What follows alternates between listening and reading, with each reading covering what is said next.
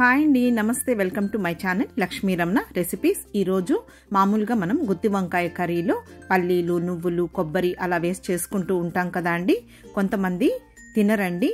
So అలాంటి వాళ్ళకి ఈరోజు నేను టేస్టీగా గుత్తి వంకాయ మసాలా కర్రీని ప్రిపేర్ చేశానండి.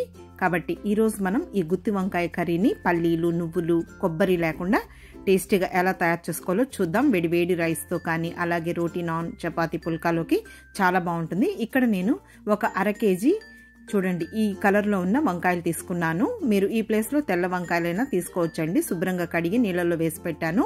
ముందుగా ఒక మిక్సీ జార్ తీసుకుని ఒక పెద్ద ఉల్లిపాయ అలాగే ఒక 2 మీడియం సైజులో ఉన్న టమాటోల్ని ముక్కలుగా కట్ చేసి వేసుకొని ఒక 2 పచ్చిమిరపకాయలను కూడా తుంచి వేసుకొని ఒక 12 వెల్లుల్లి రెబ్బల్ని పొట్టు తీసుకొని వేసుకొని 1 టీ స్పూన్ అల్లం ముక్కలు వేసేసుకొని ఇప్పుడు నీళ్లు లేకుండా చూడండి ఈ విధంగా గ్రైండ్ చేసేసుకోవాలి.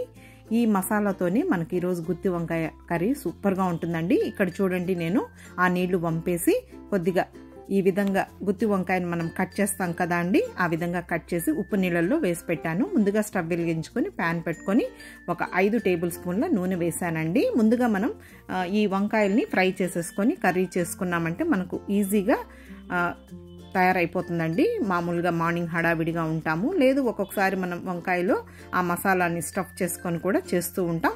ఇప్పుడు మీడియం ఫ్లేమ్కి హై ఫ్లేమ్కి అడ్జస్ట్ చేసుకుంటూ ఈ వంకాయల్ని ఒక 5-6 నిమిషాలు ఫ్రై చేసేసుకోవాలి. మామూలుగా మనకు వంకాయలు త్వరగానే ఉడికిపోతాయండి. చూడండి ఈ విధంగా మీడియం సైజులో ఉన్నవి లేత వంకాయలు అయితే ఈ కర్రీకి బాగుంటుంది.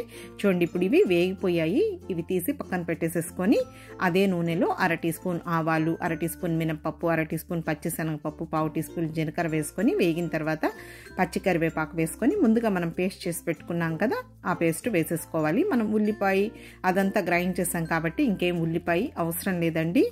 మామూలుగా మనం చాలా క్విక్గా టేస్టీగా కొంచెం గ్రేవీ కూడా బాగా వస్తుందండి ఈ విధంగా మనం మిక్సీ వేసుకుంటే. ఇప్పుడు బాగా ఒక 4-5 నిమిషాలు ఫ్రై చేసుకున్న తర్వాత అందులో 1/2 టీ స్పూన్ పసుపు పొడి అలాగే ఒక పెద్ద స్పూన్తో కారం పొడి, ఆల్రెడీ మనం పచ్చిమిర్చి వేసాం, 1.5 టేబుల్ స్పూన్ల ధనియాల పొడి, 1 teaspoon garam masala powder వేసేసుకొని కొద్దిగా నీళ్లు వేసేసుకొని మిక్సీ జార్లో అదంతా కూడా ఒక 2-3 నిమిషాలు ఫ్రై చేసుకున్న తర్వాత ముందుగా ఫ్రై చేసి పెట్టుకున్న వంకాయలను వేసేసుకోవాలి. ఇప్పుడు రుచికి సరిపడా రాళ్ళుప్పు వేసేసుకొని ఇప్పుడు ఇదంతా కూడా కలిపేసేసుకోవాలి.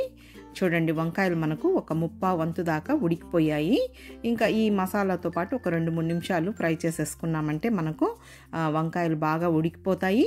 అలాగే కర్రీ కూడా మనకు కొంచెం ఆ ఉల్లిపాయ, టమాటో అవంతా మనం గ్రైండ్ చేసుకున్నాం కదా, గ్రేవీ టైప్లో వచ్చి కలర్ కాంబినేషన్ కూడా చాలా బాగుంటుంది.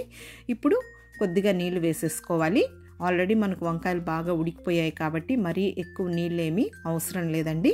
ఇంకా ఆ టమాటోలు పులిపే సరిపోతుంది, చింతపండు కూడా అవసరం లేదు. చింతపండు వేస్ట్ చేసేది ఇంకొక మెథడ్ అండి టమాటోలు లేకుండా. ఇప్పుడు మూత పెట్టేసేసుకొని ఒక 4-5 నిమిషాలు మీడియం ఫ్లేమ్లో ఉడికించేసేసుకుంటే చూడండి మనకు ఇదంతా కూడా దగ్గర పడిపోతుంది. ఇంకా చల్లారిన తర్వాత కూడా ఈ కర్రీ అనేది గట్టిగా అవుతుంది కాబట్టి ఈ విధంగా ఉంటే సరిపోతుంది. ఇప్పుడు కొద్దిగా కొత్తిమీరని సన్నగా చాప్ చేసి వేసేసుకొని జస్ట్ ఇదంతా ఒకసారి కలిపేసేసుకోవాలి. ఆ వేడికి కూడా మళ్ళీ ఆ వంకాయలు అనేటివి కొంచెం మెత్తపడిపోతాయండి. మరీ పిసురు పిసురుగా ఉన్నా కూడా బాగుండదు.